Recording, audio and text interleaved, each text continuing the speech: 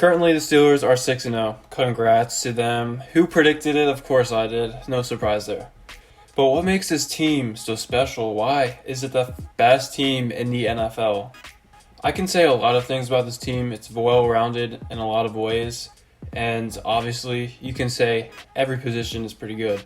Obviously, with that defense, the best defense in the league, defensive line is so elite. It forces teams to literally go home and cry when they get destroyed.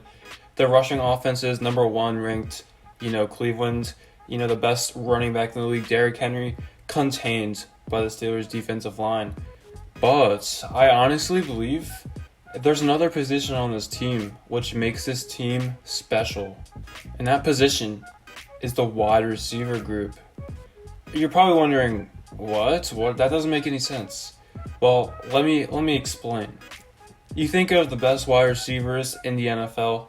Think of your top 20, maybe top 30, and you might not even have a Pittsburgh Steeler on that wide receiver chart. And that is true in many cases. Honestly, I see that as a truth, maybe. Juju, Deontay Johnson, James Washington, Chase Claypool, maybe not even top 20 wide receiver in the NFL. Maybe they're top 10 for you, we'll see.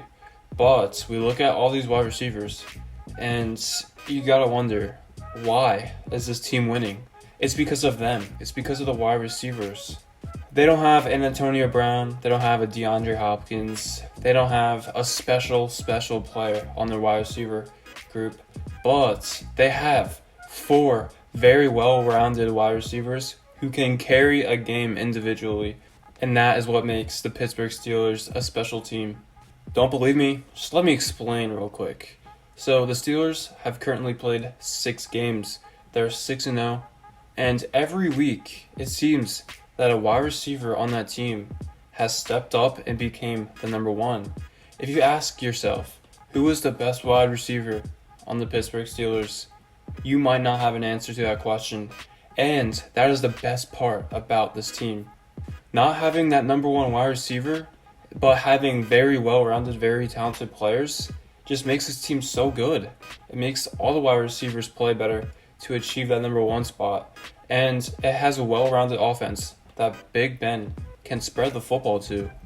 Like I said before, we look at the 6 games the Steelers have played, and every week there's a different wide receiver at the top of the game with the stats, the best touchdowns, the most receiving yards, the most receptions, and that is what makes this team special. Week 1, they played the New York Giants. That was, a questionable game. What's going to happen?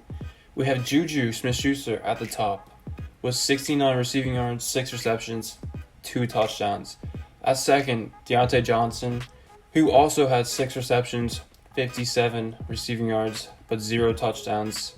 We have Chase Claypool, the rookie, with 2 receptions, 39 receiving yards. James Washington with 2 receptions, 34 receiving yards, and 1 touchdown.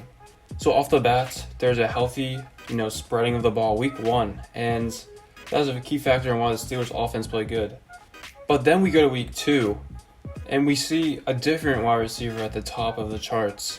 We see Deontay Johnson with 8 receptions, 92 receiving yards, and a touchdown. And you think Juju be next, but no, Chase Claypool's next with 3 receptions and 88 receiving yards with 1 touchdown. So we see Juju, the number 1 wide receiver against the Giants, but now he's number 3 week 2 against the Broncos. He has a 3rd best performance with 7 receptions and 48 receiving yards. And then look at that. Eric Ebron, the tight end, he starts contributing to the team. The wide receiver group is coming along. Different wide receivers are getting the football every week. Alright, now we have to look at week 3. Who do you think's on top week 3 in the receiving game? It is not a receiver. It is actually Eric Ebron with 5 receptions and 52 receiving yards, 1 touchdown. At second, Juju with 4 receptions, 43 receiving yards, and a touchdown. We go down the list, and we see Deontay Johnson with 0 receptions because he got injured. And even though Deontay Johnson carried against the Broncos, the Steelers still won this game because of the well-rounded offense that they have. We see James Conner contributing with 4 receptions, 40 yards, and James Washington, 5 receptions, contributing to the offense once again. Alright, so all 3 weeks we've seen a different receiver, even a tight end, at the top of the charts for stats. Now we go to the Eagles week 5, and we see a new receiver at number 1, Chase Claypool, with 7 receptions, 110 receiving yards, and 3 touchdowns. Of course, he also had that rushing touchdown as a wide receiver. Up next with Eric Ebron with 5 receptions, 43 receiving yards, 0 touchdowns. Juju at number 3, James Washington at number 4, and Deontay Johnson is out once again with an injury. So all 4 games, the first 4 games, there's been a different wide receiver at the top. And that shows how balanced and well this offense is. Juju number 1, Eric Ebron, Deontay Johnson, and now Chase Claypool. Alright, let's go to the next week against the Browns. Receiving, once again we have Chase Claypool with 4 receptions and 74 receiving yards. But at number 2, the step up of the week, James Washington. He had a monster game, 68 receiving yards, 4 receptions, and 1 touchdown. Both of these receivers that aren't even considered the best on the team, not even 1 and 2, are currently leading the team with receiving yards. And of course, Eric Ebron's number 3, the tight end's number 3. And with 9 receiving yards, we see that Chase Claypool and James Washington carry the load for this game. But then we go to week 7 against the Titans, and we see once again Juju at number 1 with 9 receptions, 85 yards. Deontay Johnson at number 2, debatably number 1, with 9 receptions, 80 receiving yards, and 2 touchdowns.